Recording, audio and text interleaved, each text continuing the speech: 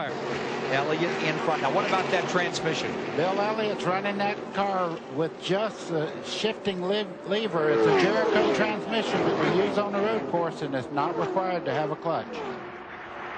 Hendrick cars, second, third, and is that fourth for Craven? Look, I'm trying to break that draft in the back straightaway. Could happen again. Elliott in front. 5 to go and they come by. Can he stay there? Jeff Gordon has come into second spot. Terry Labonte with him. And now you have those Hendricks cars, second, third, and fourth. Will they team up and try to take it away from the Ford? Still 28 cars on the lead lap, and all of them right in this lead draft. And the graphic was incorrect. We are now being told there are 6 laps to go. Graphic was incorrect, and there are 6 remaining now. Whoa, look down on the flat here. Gordon's trying to get by Elliott going into turn 1. And Elliott gives him room. But look at Labonte going up the outside, and here comes Craven. The Hendricks stable giving it their best for Rick Hendricks here today. In the back straightaway, Gordon out in front. Ricky Craven drops down in front of Bill Elliott. Meanwhile, up on the outside, Sterling Marlin begins to roll. This is going to be one wild scramble right down to the end for a lot of positions back through there. Jeremy Mayfield bringing the number 37 up another spot. It could be 1, 2, 3 for Hendrick. Craven is into third from 40th starting position. Newburgh Maines, Ricky Craven, the new guy on the team, replacing Ken Schrader, goes up into third. Can he stay there? Elliott is ready to attack and try to take it back. The 3 Hendricks cars have nailed themselves to the bottom of the racetrack, and right now it's 1, 2, 3 Hendricks cars. Sterling Marlin in fourth. Bill Elliott back to fifth. Mayfield is in sixth. Ward Burton seventh. Martin is eighth. And Hamilton, the petty car, is in ninth. Here comes Bill Elliott back on the inside off turn 4. And trouble. There's trouble coming down off that banking. 1, 2, 3. Benson's car among them as they come to the line. Caution is coming out. That could be the final lap under green. And if it is, Gordon has won with Terry Labonte second and Craven third. Dale Jarrett caught up.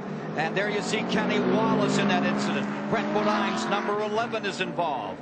And there's the number 1 of Morgan Shepherd all torn up. See Bobby Hamilton there. He just touches Benson right there on the left rear corners, and that sets a chain reaction off. You can see up on the top there, Joe Nemechek in the 73. Morgan Shepherd in the 1, now turned sideways, and all around them. Lake Speed's in that. And for the second time today, Mike Skinner got out of something that you would thought he would have had no car at all. Earlier, he just missed by a fraction, and again.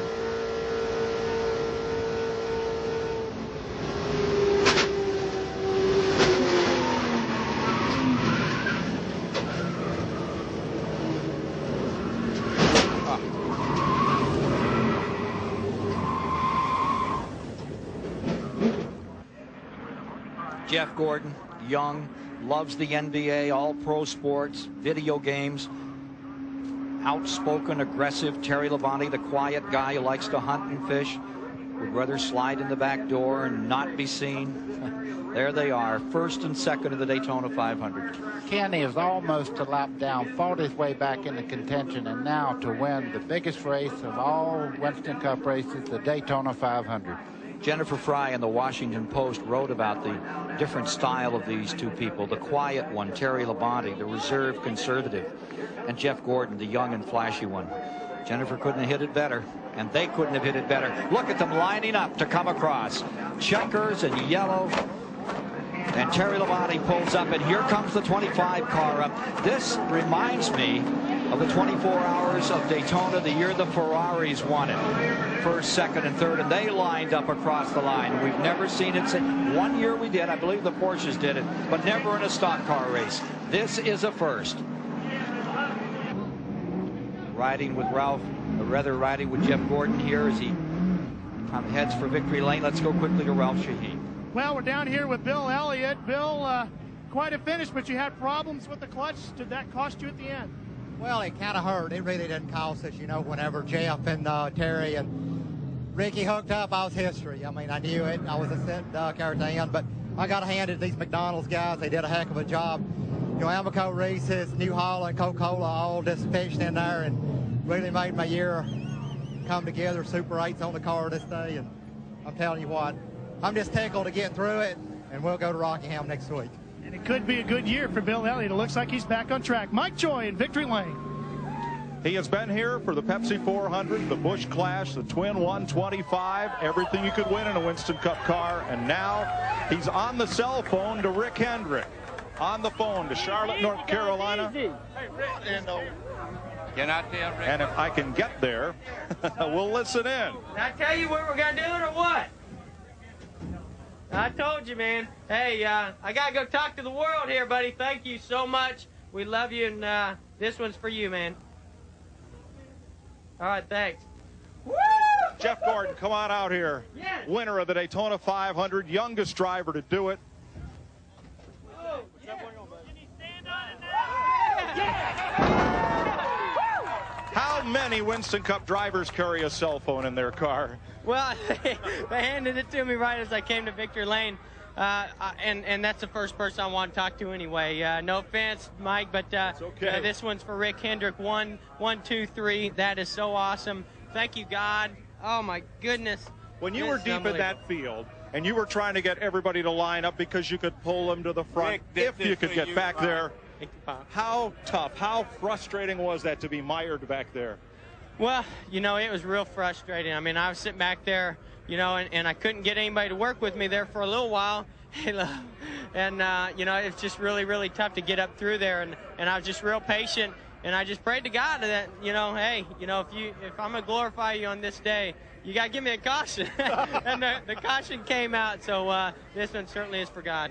And the hard loss today was suffered by the driver standing by with Ralph Shaheen. Well, here he is, a 7-time champ. Dale, I can't believe we're having this conversation again. You got out of the car after flipping and you got back in. What went through your mind through all of that? Well, I just wanted to get back in the race and try to, you know, make laps. And we're running for a championship. Our hopes for the Daytona 500 were over there. Gordon came up under me and the car pushed off the corner, and I got into the wall, got back in him, checked up a little bit. Somebody hit me from behind. Next thing I know, we're on the roof again. Luckily, no one else hit the car. We just sort of bounced around up on our lid a little bit and scuffed around, tore the back end up, whatever. I got an ambulance, and I looked back at the car, and I said, man, the wheels are still on that thing. I got out of the ambulance and asked the guy inside the car that was hooking it up. I said, see if they're cranked. And he cranked it up. I said, get out. Give me the car back. So I drove it back around here, and we taped it up. And it's just it's frustrating for me, for the guys that worked so hard. Everybody worked so hard on the team, and getting these race cars down here, we run good and qualified good, won the qualifying race. You know, I don't know that we could have won the Daytona 500, but we were sitting there ready for a shot. And I think Gordon was a little impatient at that point, but still, you know, he went on and won the race. He's running his race, but that's the way it goes. I mean, you know, I pushed off the corner and got in the wall a little, and, you know, I could have took him out too, but I was trying to stay off him, got back, and somebody turned me from the back, and then it was all over with.